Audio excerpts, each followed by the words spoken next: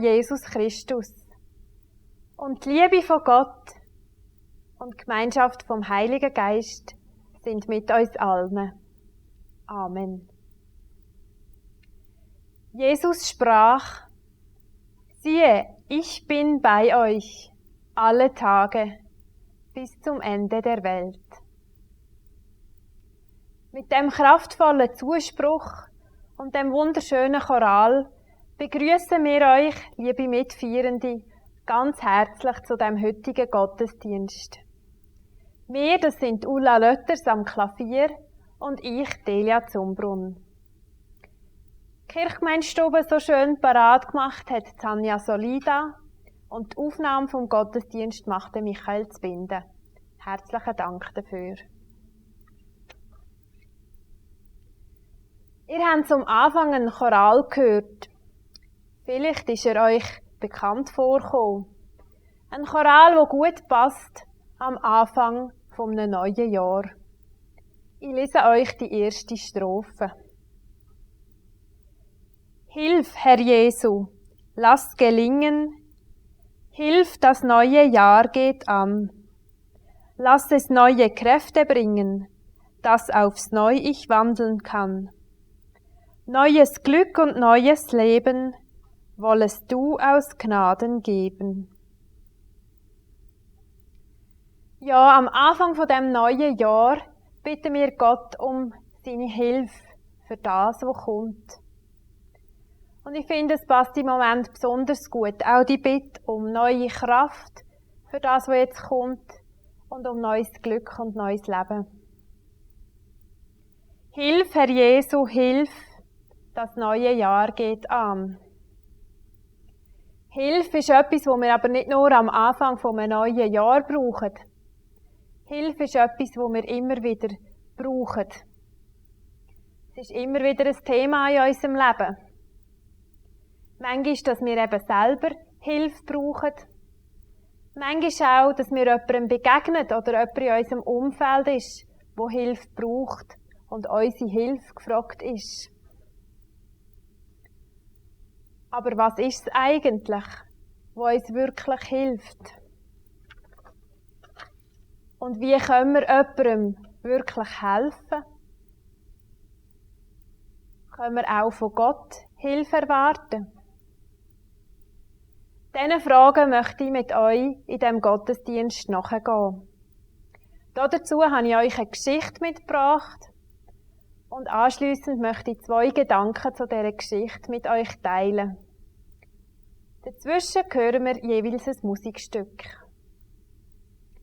Bevor ich euch die Geschichte erzähle, hören wir jetzt ein Lied.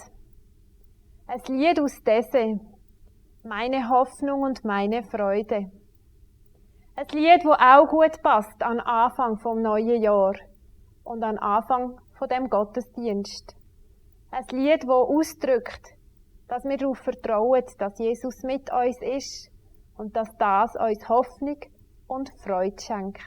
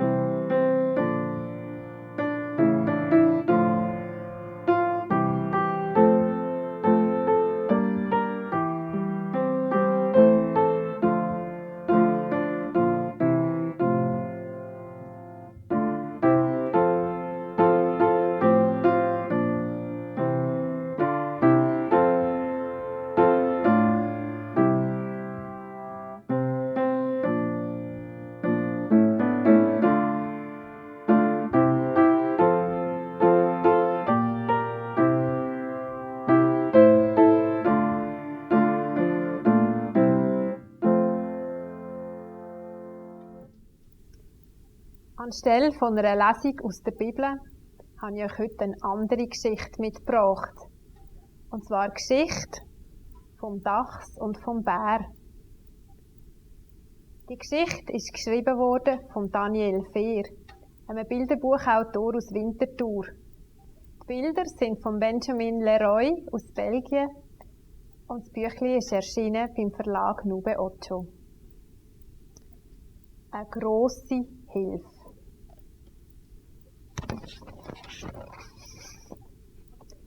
Der Dachs ist ganz allein auf dem Stein gesessen und Tränen sind ihm über die Backen abgelaufen.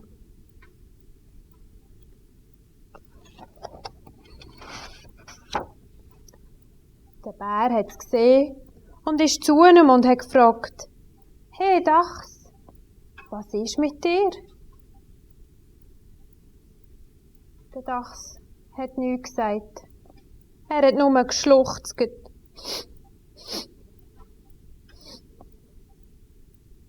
Nach langem Schweigen hat er dann gesagt: «Ich habe meinen Teddy verloren.» hat der Bär gesagt. Und das war alles, was er gesagt hat für eine ganze Weile. Aber dann hat der Bär eine Idee gehabt und hat gerufen: «Hey, ich könnte dir ja helfen. Ich helfe dir, deinen Teddy finden.» Der Dachs hat den Bär angeschaut und hat probiert zu lächeln. Aber er hat immer noch traurig ausgesehen. Der Bär hat den Dachs genommen und ist mit ihm zu der grossen Wiese gegangen, wo der Dachs zusammen spielt. Er sagt: «Vielleicht hast du deinen Teddy dort verloren.» Aber sie haben nie den Teddy gefunden auf dieser Wiese. Nur einen Hirsch haben sie gesehen. Der Bär ist schnell zum Hirsch und hat gefragt: «Du Hirsch, hast du noch in einem Dachs seinen Teddy gesehen? Weisst, ich helfe ihm wieder finden.» «Ich habe keinen Teddy gesehen», hat der Hirsch gesagt und ist weiter stolziert.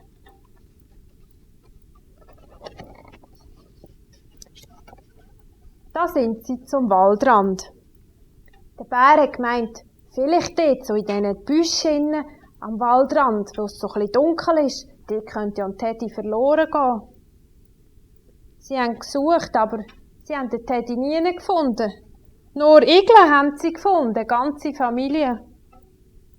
Der Bär hat gefragt: «Habt ihr noch am Dach seinen Teddy gesehen?»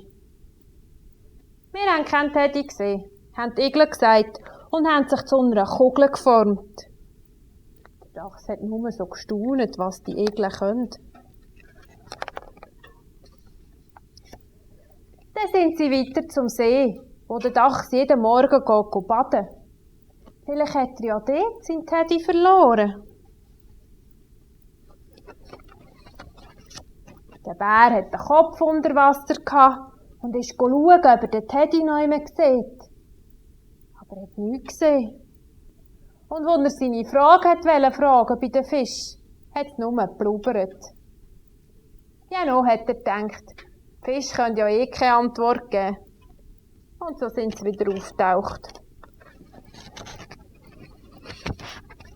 Dann sind sie zum grossen Busch mit den Beeren, wo der Dachs geht schnauzen.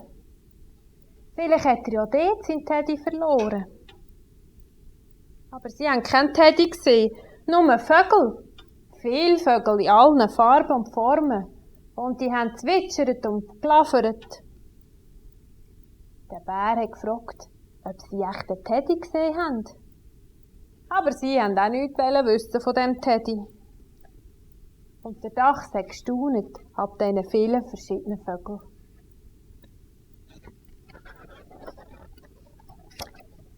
Jetzt hat der Bär noch mal eine Idee gehabt. Vielleicht ist ja der Teddy auf dem Baum. Wer weiß? Er ist auf einen Baum geklettert und der Dachs hinten drin. Der Bär war fast ein bisschen schwer für den Baum und der Baum ist fast geknickt. Aber der Teddy hat ihn nie gefunden. Nur ein Eichhörnchen. Er hat das Eichhörnchen gefragt, ob er es den Teddy gesehen hat. Aber das hat den Kopf geschüttelt und gerufen, «Gang von meinem Baum, sonst geht da noch der Ast ab!»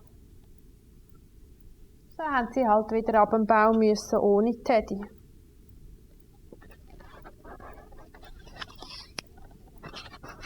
Jetzt hat er noch eine letzte Idee gehabt, der Bär, und gesagt, «Komm, wir gehen wieder zu dem Stein, wo wir uns getroffen haben. Vielleicht hast du ihn ja dort verloren und wir haben es nicht gemerkt.» Und der Bär hat gesucht, um den Stein und unter dem Stein. Aber dort hat er nur einen Wurm gefunden. Er hat den Wurm gefragt, ob er den Teddy gesehen hat, aber der hat gesagt, nein, da unten ist kein Teddy. Das hätte ich gesehen.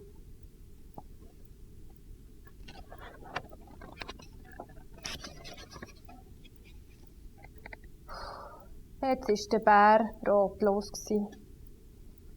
Er ist auf den Stein gehockt und hat geseufzt. Und er hat gerade nochmal geseufzt.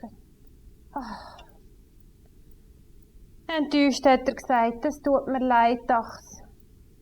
Es tut mir so leid, dass ich dir nicht helfen konnte.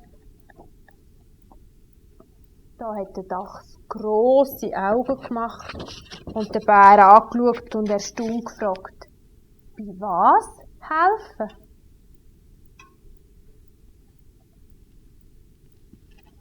Dann hat er den verdatterten Bär an der Hand genommen und ist mit ihm weiter spaziert.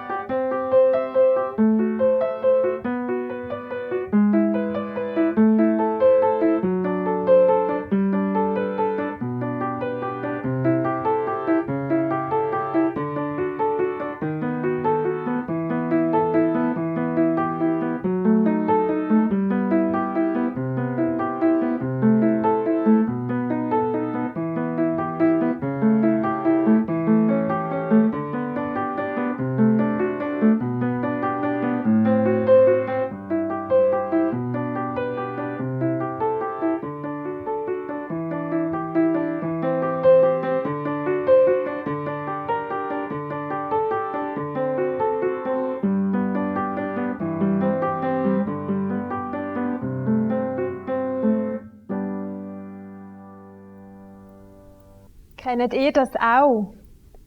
Die Erfahrung von dem Bär, dass ihr jemandem helfen wollt? Jemandem, der allein da sitzt, der traurig ist, der verzweifelt ist, der etwas verloren hat. Vielleicht Stelle oder jemand Angehöriges oder Gesundheit. Ihr möchtet helfen und sind enttäuscht, weil ihr merkt, ich kann das Problem für die Person nicht lösen. Und vielleicht habt ihr dabei gar nicht gemerkt, wie eine grosse Hilfe dass ihr seid. Einfach mit eurem Dasein. Genau so wie der Bär nicht gemerkt hat, wie eine grosse Hilfe dass er war für den Dachs. Wie fest er geholfen hat, indem er einfach so ihm hergegangen ist bleiben stehen und hat, was ist. Indem er sich interessiert hat und zugelassen hat. Indem er Anteil genommen hat, ohne gerade Antworten zu haben oder Ratschläge. Und indem er schliesslich gesagt hat, weisst was? Ich komme mit dir. Ich begleite dich jetzt auf deinem Weg. Und indem er treu mit dem Dachs mitgegangen ist. So ist er ganz eine grosse Hilfe für den Dachs. Ohne, dass er sein Problem hätte lösen können. Aber er hat dem Dachs so helfen, dass der Dachs wieder anfangen zu lachen. Dass er wieder zurückfinden ins Leben. und dass er sogar für einen Moment seine Sorgen vergessen hat. So hat er ja am Schluss sogar ganz erstaunt den Bär gefragt, bei was er ihm helfen will. Ich glaube, wir dürfen uns von dieser Geschichte und von dem Bär inspirieren lassen. Inspirieren lassen, dass wir helfen können und wie wir helfen können. Auch wenn wir das Problem von jemandem nicht lösen können. So oft ist es ja wirklich schlicht unmöglich, so ein Problem zu lösen. Aber es ist möglich, bleiben stehen, die Not und die Sorge von jemandem ernst zu nehmen, Anteil zu nehmen und jemanden ein Stück weit auf dem Weg zu begleiten. Wie immer denn das Begleiten konkret aussieht. Vielleicht ist es wirklich ein Stück Weg mitgehen.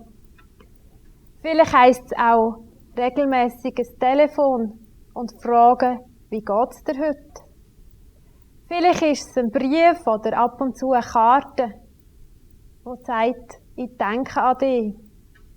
Oder ich bete für dich.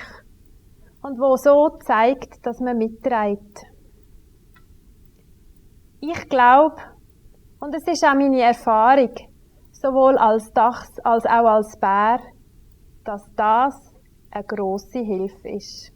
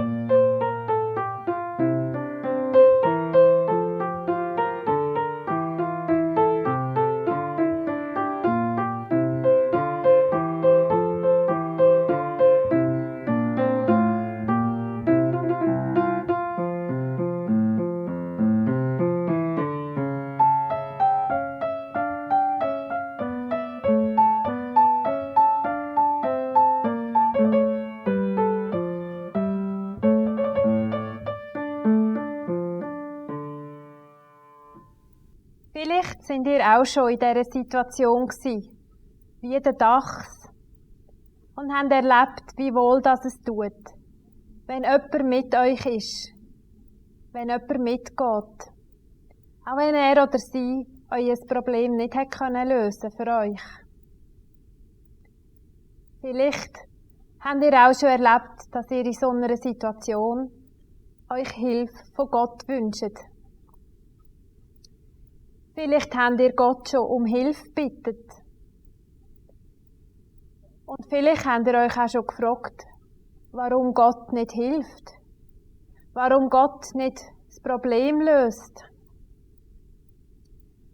Für mich ist die Geschichte von dem Bär und dem Dachs auch eine Geschichte, die uns zeigt, wie das Gott uns hilft. Ich glaube, auch bei Gott ist es so. In den wenigsten Fällen löst Gott das Problem für uns. Gott ist nicht wie ein Zauberer, der kommt und sieht, der Teddy ist verloren und der Teddy wieder herzaubert und alles ist gut. Auch wenn wir uns das so oft wünschten, dass es so wäre. Ich glaube, Gott ist wie der Bär. Wenn wir hier sitzen und uns Tränen übers Gesicht laufen, wenn wir verzweifelt sind oder etwas suchen, dann ist Gott da. Gott sieht unsere Not und interessiert sich dafür. Gott lässt aufmerksam zu. Und Gott begleitet uns auf unserem Weg. Kommt mit.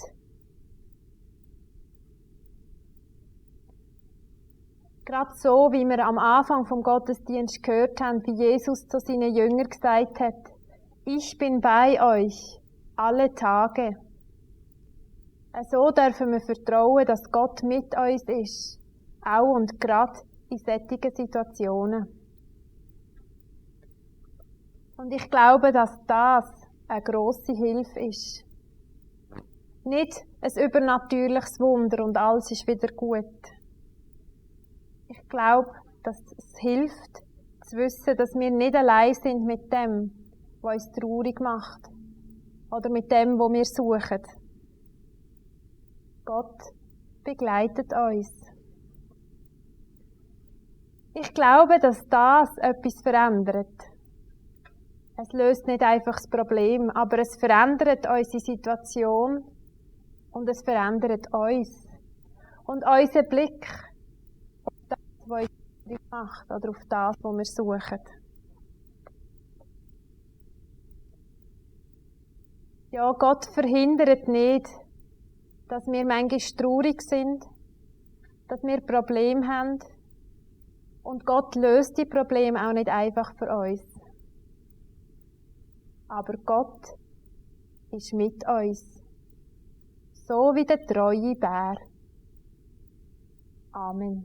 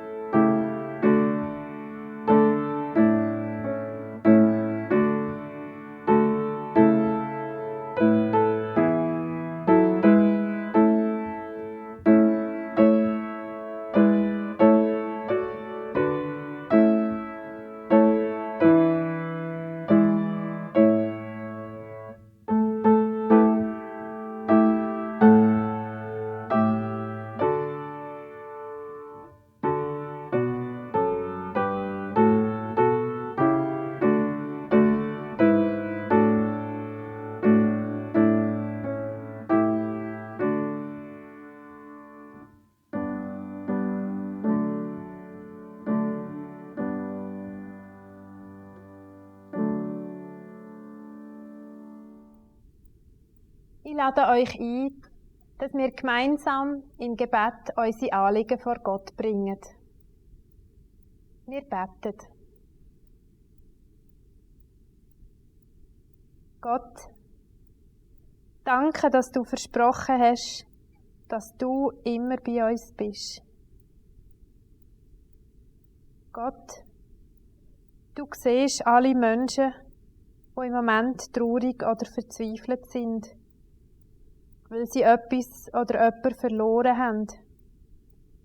Gesundheit, die Heimat, jemand Angehöriges, die Arbeit oder der Boden unter den Füßen. Wir bitten dich, stell du ihnen jemanden an die Seite, der mit ihnen ist. Und lass sie spüren, dass du bei ihnen bist. Zeig uns, wo unsere Hilfe gefragt ist, und hilf uns helfen. In einem Moment der Stille bringen wir unsere persönlichen Anliegen vor dich.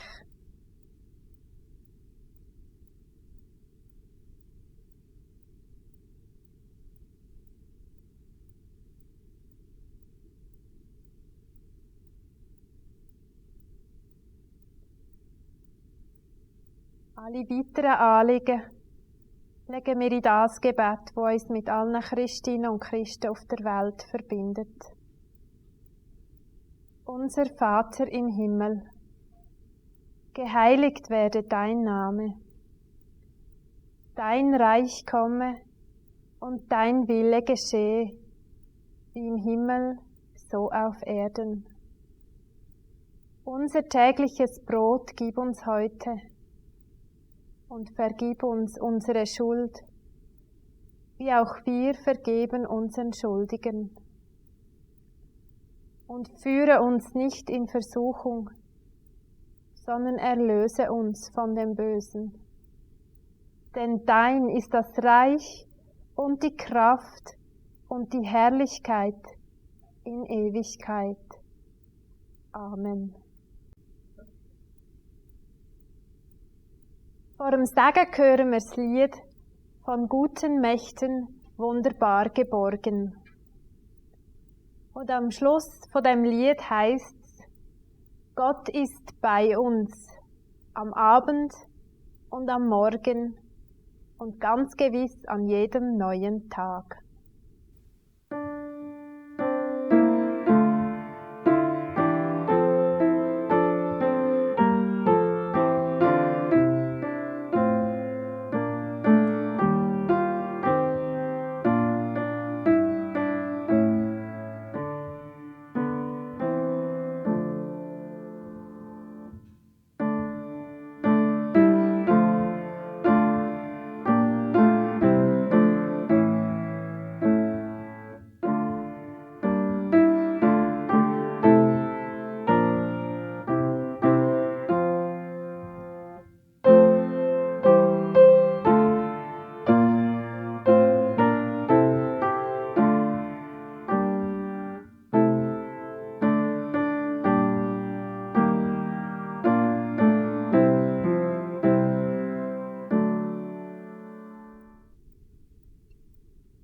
Liebe Mitfeierende, von Herzen wünsche ich euch, dass wenn ihr wieder dachs allein und traurig und verzweifelt sind, dass jemand kommt, wo euch hilft und mit euch geht. Und wenn ihr jemandem begegnet, wo allein und traurig und verzweifelt ist, dass ihr wie der Bär den Mut habt zu helfen, auch wenn ihr das Problem nicht lösen könnt. Einfach mit eurem Dasein und mitgehen. Und von Herzen wünsche ich euch allen immer wieder neu die tiefe Erfahrung, dass Gott mit euch ist. Jeder treue Bär. In dem Sinn möchte ich euch den Segen zusprechen. Gott segne und behüte dich.